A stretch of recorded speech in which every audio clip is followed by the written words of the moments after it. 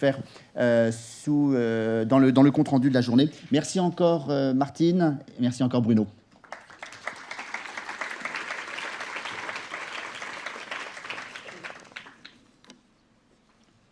Alors, on a pris quelques minutes de retard. En fait, on a déjà 5-6 minutes de retard. Du coup, la chose que je voulais vous présenter est un peu la variable d'ajustement dans notre temps. Donc, je vais être obligé de vous présenter uniquement les têtes de chapitre que j'avais prévu de vous expliquer ou de vous décrire.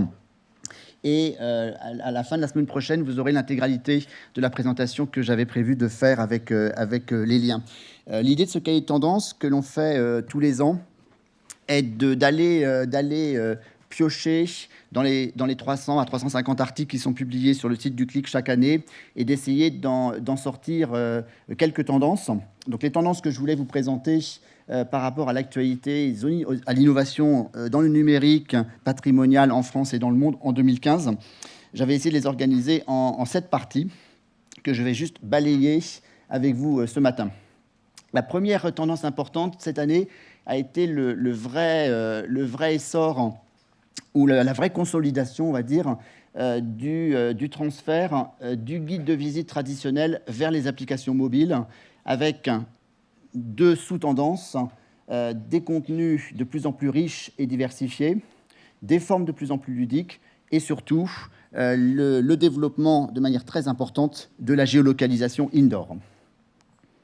La deuxième tendance que je voulais développer est le développement très fort de nouveaux moyens de financement, qu'ils soient mécénat, crowdfunding et nouvelles formes de recettes par des produits dérivés. Vous le verrez dans le cahier de tendance que vous pourrez lire.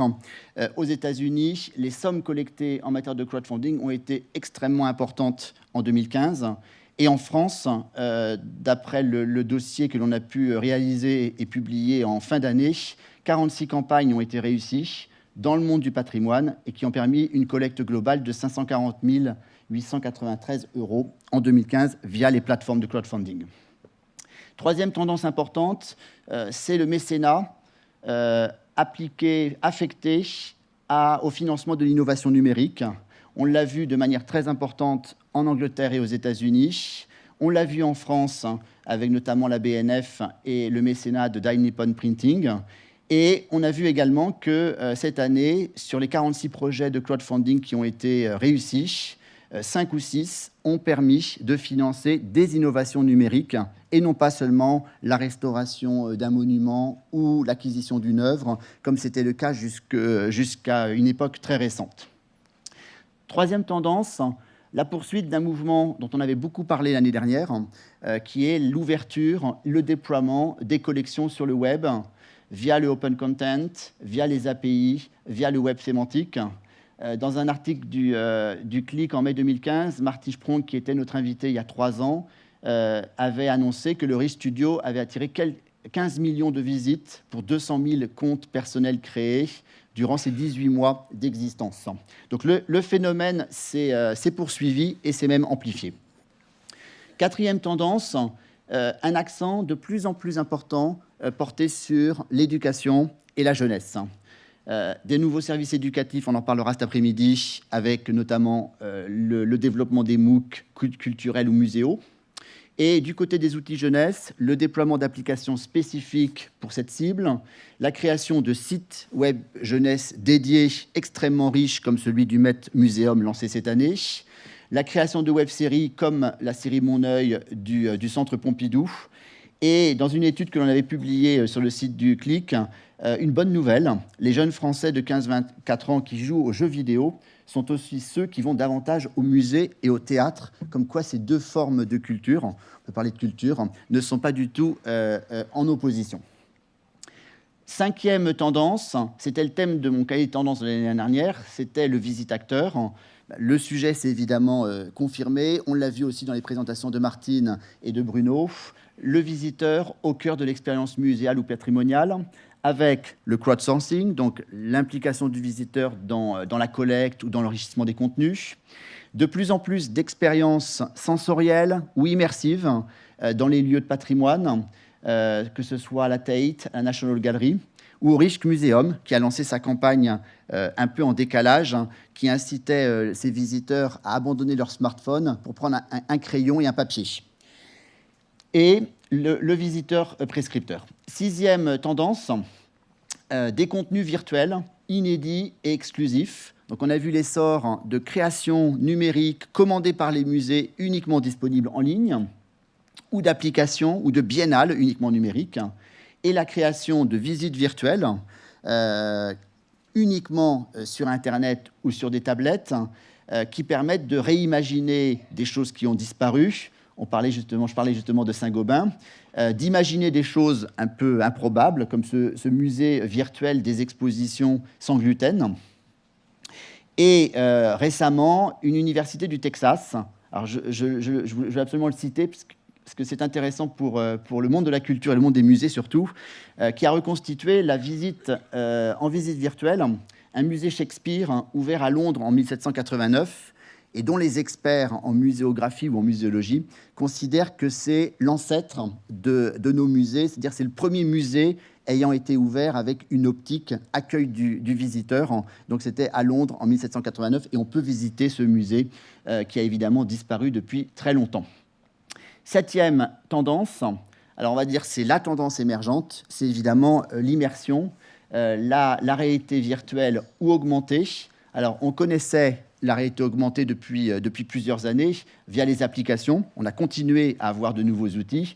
Et ce qui est apparu en 2015, c'est incontestablement l'immersion et le virtuel, avec les casques, les lunettes et des expériences nouvelles où on peut visiter un musée des œuvres d'art perdues, on peut visiter la cathédrale de Strasbourg ou le château de Celles-sur-Cher.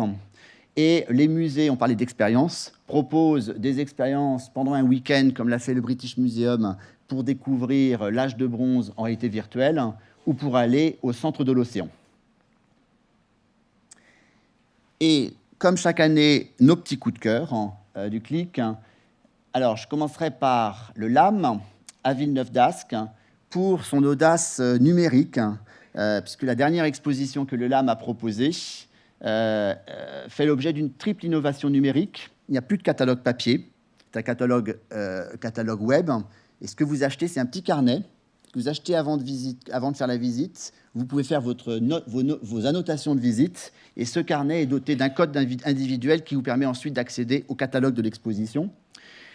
Il n'y a plus de cartels, si ce n'est des tablettes dans les salles. Et surtout, ces deux outils ont été financés par des mécènes régionaux. Deuxième coup de cœur, c'est l'immersion, en compagnie de Chagall et Malevich au Grimaldi Forum, où à l'issue de votre visite, vous pouviez refaire l'accrochage et vous faire photographier ou en selfie sur votre accrochage ou votre vision de la visite que vous veniez d'effectuer. Troisième coup de cœur, c'est Alice au Pays des Merveilles, réinventée par la British Library, ou du moins pas par la British Library, mais la British Library a juste mis à disposition le contenu original et a demandé à des étudiants, dans le cadre d'un concours, de le réinterpréter pour en faire un jeu vidéo. Quatrième coup de cœur, les vestiges détruits du Moyen-Orient qui ont été reconstitués par un institut de recherche anglais qui a envoyé des appareils photo numériques à la population des pays en guerre ou sur le point d'être en guerre, pour que ces populations prennent en photo les vestiges, pas les vestiges, mais les trésors architecturaux de ces régions, avant qu'ils ne soient détruits, à titre de prévention, pour pouvoir ensuite les numériser. Et sur les vestiges qui avaient été détruits par Daesh, cet institut a fait un appel participatif pour récupérer des photos ayant été prises par les touristes depuis 15-20 ans.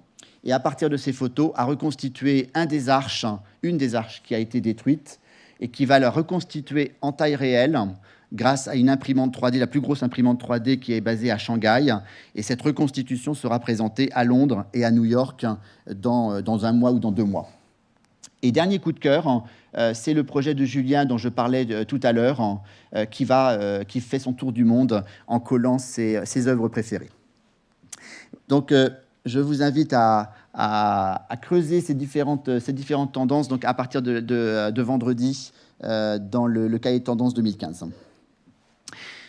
Je vais tout de suite inviter sur scène nos deux premières, nos deux premiers invités musée patrimoine, qui sont Claude Farge, le directeur du numérique d'Universcience, et Xavier Roland, notre premier invité étranger, qui vient en voisin, qui vient de Mons. Oui.